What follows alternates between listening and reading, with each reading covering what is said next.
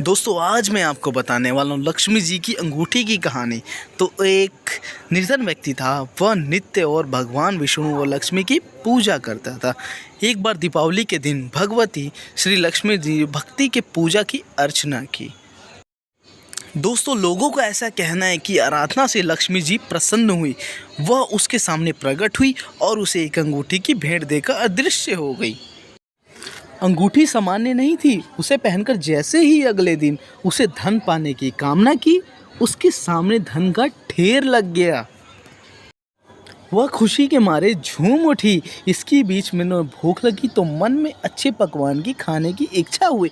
कुछ ही पल में उन्होंने सामने पकवान आ गए।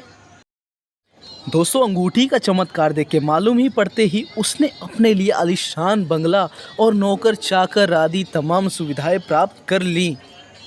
दोस्तों मैं पर्सनली आपको बताऊं, भगवती लक्ष्मी जी की कृपा से प्राप्त उस अंगूठी के कारण मैं सुखी से रहने लगा। अब उस प्रकार की कोई भी दुख या कष्ट या चिंता नहीं थी मुझे। नगर में उसका बहुत ही नाम हो गया।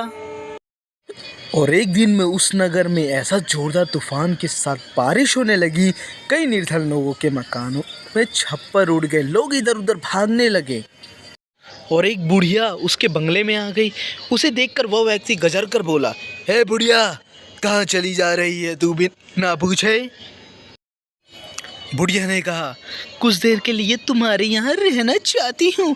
लेकिन उसने बुरी तरह से डांट डपट दिया और उस बुढ़िया ने कहा, मेरा कोई आसरा नहीं है, इतनी तेज बारिश में मैं कहाँ जाऊंगी, थोड़ी देर की तो बात है।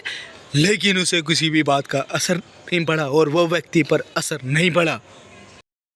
और जैसे ही उसे सेवकों ने द्वार से बाहर किया, वैसे ही जोरदार बिजली की कांधी और देखते ही देखते उस व्यक्ति के मकान में जलकर खाक हो गया और उसकी अंगूठी की भी हाथ की गायब हो गई।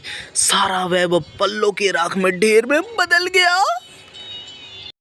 और जब उसने आँख खोल के जब देखा तो सामने श्री माँ लक्ष्मी जी थी, जो बुढ़िया कुछ देर पहले उसके सामने दीनहीन होकर गिड़गिड़ा रही थी, वही अब लक्ष्मी जी के रूप में उसके सामने मंद मंद मुस्कुरा रही थी। वह समझ गया उसके बुढ़िया को नहीं, साक्षात लक्ष्मी जी को घर से निकाल दिया गया था। और वह भगवती चरणों में गिर पड़ा, देश बोली, तुम इस योग्य नहीं हो, जहाँ निर्धनों का सम्मान नहीं होता मैं वहाँ निवास नहीं कर सकती।